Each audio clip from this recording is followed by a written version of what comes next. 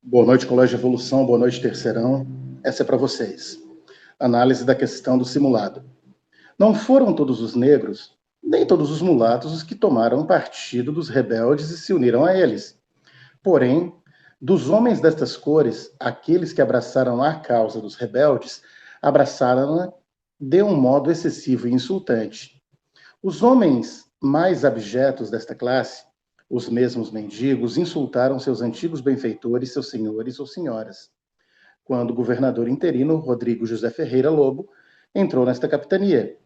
E uma das medidas mais eficazes que ele tomou foi punir prontamente com açoites a todos aqueles de quem se sabia algum fato notável dessa espécie ou que tinha cometido algum atentado acoberto da rebelião. Impressões rebeldes. O documento é um relato feito pelo governador da capitania de Pernambuco em 1817 ao governo português. Com base na sua leitura, responda ao que se pede. Letra A. De acordo com o documento, qual foi o envolvimento dos negros e mulatos na Revolução Pernambucana? Bem, esse documento está enfatizando especificamente que tem uma parcela de negros e também de mulatos que viviam em Pernambuco, especificamente, e eles se envolveram diretamente na Revolução. Eles ameaçaram seus senhores, o que pode ser entendido como uma alusão à luta pela emancipação.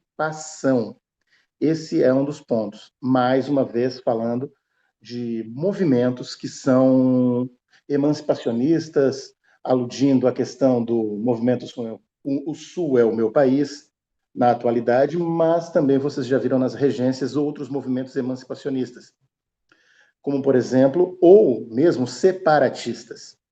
A Confederação do Equador é um movimento emancipacionista que contou com o povo e principalmente com aqueles que não estavam sendo aceitos ainda pela sociedade. Esse é um ponto clássico que a gente deve lembrar. É possível afirmar que o movimento revolucionário em Pernambuco tenha apresentado pautas abolicionistas? Olha, o movimento revolucionário é formado por grupos bem diferentes entre si, heterogêneos, inclusive proprietários de escravizados, donos de escravos e também abolicionistas. A gente vai ter os dois lados.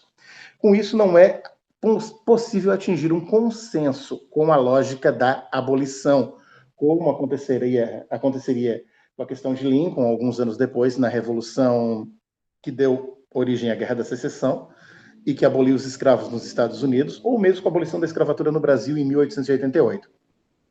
Então, como não teve esse consenso, os revolucionários eles não definiram o que aconteceria com a instituição escravagista no futuro. Esse é um detalhe. Ponto. Esse é o ponto, então, que eu gostaria de estar abordando com vocês no auxílio. Outra questão, um trecho da Riqueza das Nações, de Adam Smith, já trabalhado por nós. O que é o trabalho de um homem num estado rústico da sociedade é geralmente o de várias numa aperfeiçoada. Em toda sociedade aperfeiçoada, o lavrador geralmente nada mais é senão um lavrador. O artífice nada mais é do que um artífice. O trabalho também, que é necessário para produzir qualquer manufatura completa, é quase sempre dividido por um grande número de mãos. Quantos ofícios diferentes não estão empregados em cada ramo das manufaturas, do linho e da lã, dos cultivadores aos branqueadores e penteadores, ou tintureiros e alfaiates?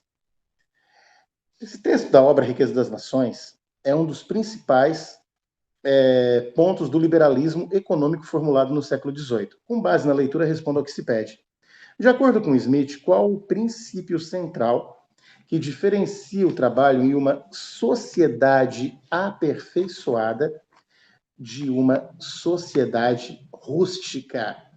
Então, é bom que vocês compreendam. Os ofícios diferentes, eles não estão empregados em cada ramo das manufaturas, do linho da lã, dos cultivadores aos branqueadores e penteadores ou tintureiros e alfaiates. Nós vemos o que então aqui com isso, que é um ponto extremamente importante. Nós temos uma lógica central. E qual seria? A lógica da divisão específica do trabalho. tintureiro, tintureiro, artífice, artífice, lavrador, lavrador. Ou seja, a divisão do trabalho, uma coisa que ficou muito caracterizada na Revolução Industrial, e a gente vai ver, inclusive, em filmes como Metrópolis ou Tempos Modernos, do Charles Chaplin, e Metrópolis, um filme alemão lá da década de 20, de 27. Letra B. De que modo as ideias defendidas por Smith e outros pensadores liberais criticavam as medidas econômicas adotadas nos estados abolicionistas, absolutistas. Uma questão simples, tá? Aqui a gente deve lembrar. O absolutismo é criticado pelos liberais econômicos porque eles são contrários ao mercantilismo. Isso já foi falado várias vezes. O capitalismo é a contraposição à lógica mercantil porque ele te dá liberdade, o liberalismo ele te dá liberdade, contrapondo a própria ideia de que existe, especificamente falando, um estado absoluto onde só farei as coisas se o rei me autorizar. No liberalismo econômico, não. Se você tem dinheiro, paga os impostos, você é livre. Beijo do gordo. Fui. É isso aí. Análise de questão para vocês.